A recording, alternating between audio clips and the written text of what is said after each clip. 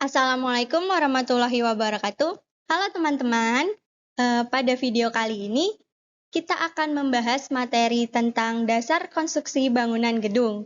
Nah, poin-poin yang akan kita bahas itu ada konstruksi bangunan gedung itu apa sih? Terus yang kedua, bahan bangunan apa aja sih yang berbasis green material? Lalu yang ketiga, apa aja sih manfaat dari green building? Dan yang terakhir, ada apa aja sih penggunaan dan hambatan green material pada bangunan gedung? Nah, untuk mempersingkat waktu, langsung aja kita mulai ke materi yang pertama.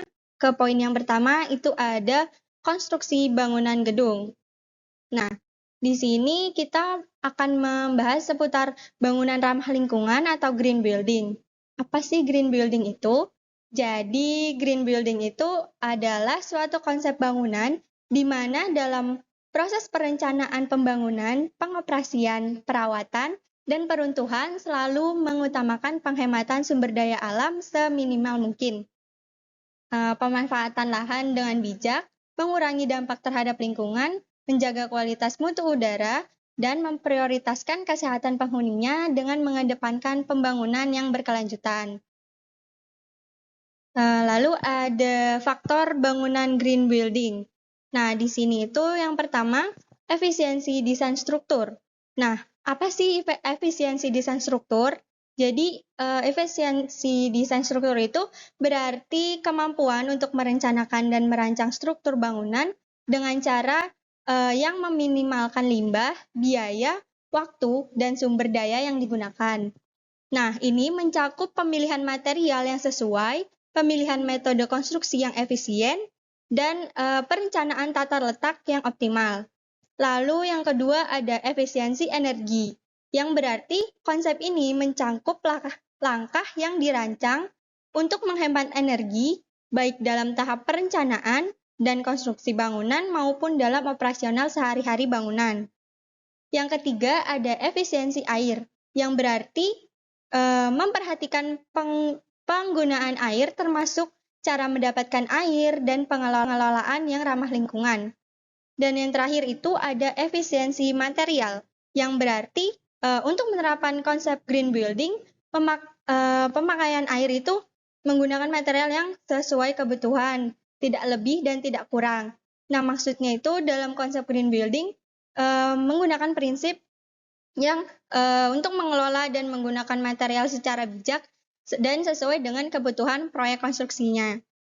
Lalu selanjutnya ada ciri-ciri bangunan berkonsep green building. Nah, yang pertama itu ada memanfaatkan sumber daya alami.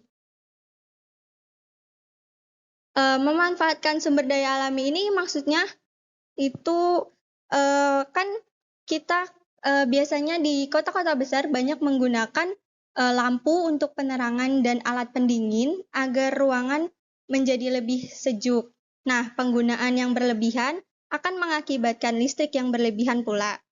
Oleh sebab itu, green building memanfaatkan sumber daya alami untuk mewujudkan kenyamanan di dalam gedung. Misalnya, dengan menambahkan ventilasi dan jendela yang lebar pada desain bangunan. Terus yang kedua itu ada ruang terbuka hijau. Nah, ruang terbuka yang ditanami berbagai tanaman hijau merupakan salah satu syarat yang harus dimiliki gedung ramah lingkungan. Nah, selain itu, ruang terbuka hijau dapat membantu menyerap polusi dan memberikan kesegaran. Tak hanya itu, ruang terbuka hijau juga berperan dalam penyerapan air tanah dan menjaga sirkulasi air. Nah, yang terakhir itu ada pembangunan gedung menggunakan bahan yang sehat, terutama bagi manusia. Selain ramah lingkungan, konsep green building juga harus ramah terhadap kesehatan. Pembangunan green building tidak lagi menggunakan material beracun yang dapat mengganggu kesehatan. Misalnya dengan menggunakan cat yang beracun dan tidak menggunakan AC yang dapat merusak lapisan ozon. Di dalam green building juga dipasang sensor CO2 atau karbon dioksida. Nah, sensor ini itu berguna untuk mengatur kadar CO2 atau karbon dioksida agar tidak terlalu tinggi. Nah, karena kalau terlalu tinggi itu dapat mempengaruhi kesehatan penghuni gedung itu sendiri.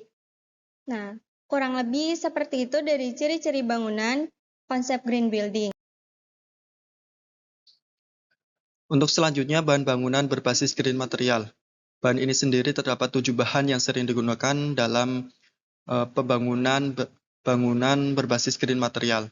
Apa saja itu? Yang pertama ada bambu, yang kedua hemkret, yang ketiga batang jerami, yang keempat miselium, yang kelima askret, yang keenam kayu, dan yang ketujuh tanah. Untuk selanjutnya, yang pertama itu bambu. Bambu dikenal tahan lama dan lentur, membuatnya banyak digunakan dalam pembangunan rumah. Selain itu, bambu juga memiliki bobot yang ringan, tetapi kuat menahan beban serta ramah lingkungan, seperti gambar di samping. Yang kedua, bahan hemkret. Bahan ini sendiri merupakan bahan beton yang dibuat dari serat tanaman hemp. Cara pembuatannya adalah dengan mencampurkan serat hemkret dengan kapur dan diolah sedemikian rupa hingga menjadi sebuah beton dengan bobot yang ringan. Yang ketiga, bahan jerami. Bahan jerami ini sudah sering digunakan sebagai material alami untuk rumah tradisional. Namun saat ini sudah ada banyak bangunan yang menggunakan bahan jerami, terutama untuk bagian dinding. Batang jerami ini sebagai bahan bangunan yang semakin populer dalam praktik bangunan berkelanjutan. Namun saat ini sudah banyak bangunan yang menggunakan bahan jerami, terutama untuk bagian dinding.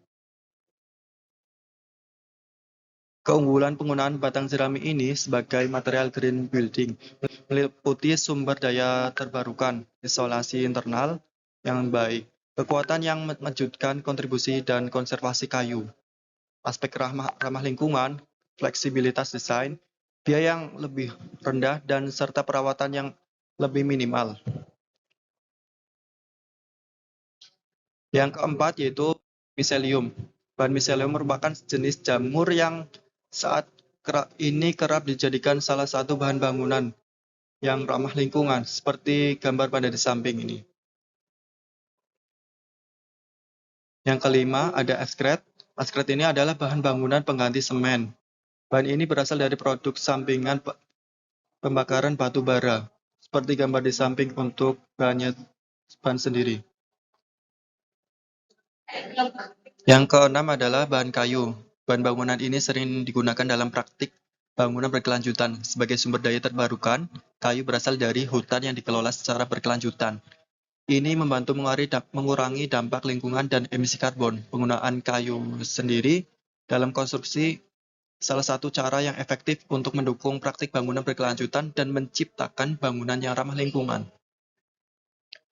Dan yang ketujuh, ada material tanah.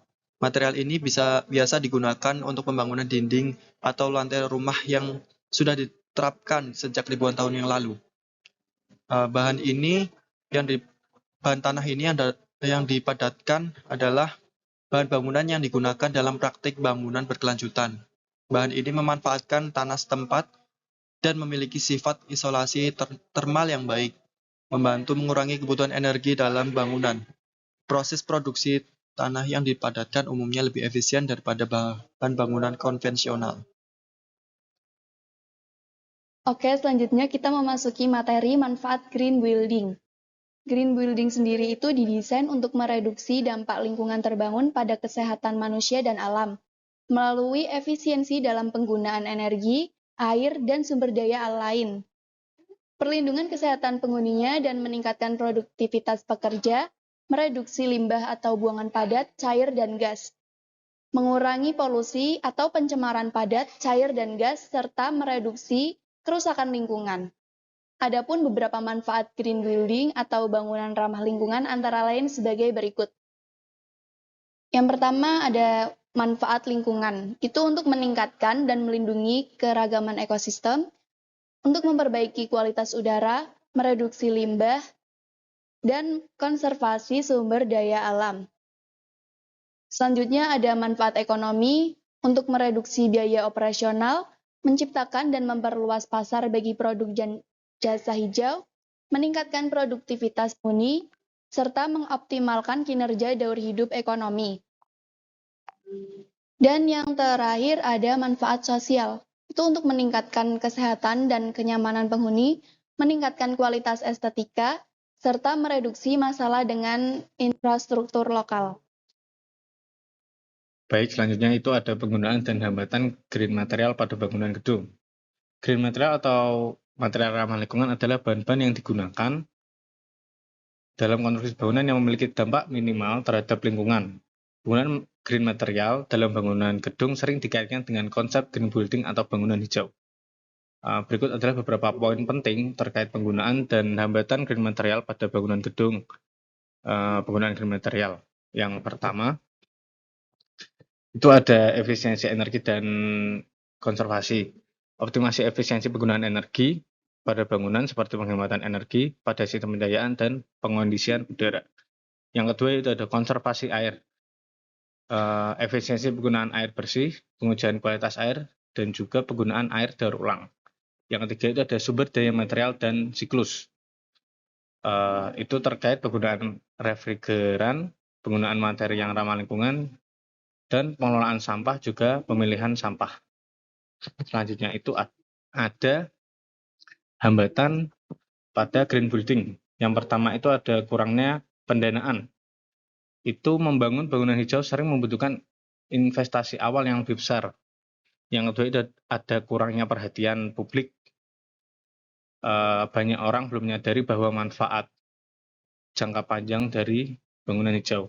Yang ketiga itu ada kurangnya komitmen dari pinjaman administrasi. Sebaiknya itu diperlukan komitmen dari pimpinan untuk melindungi lingkungan. Jadi seperti itu. Sekian dari pemaparan kami, kurang lebihnya mohon maaf. Wassalamualaikum warahmatullahi wabarakatuh.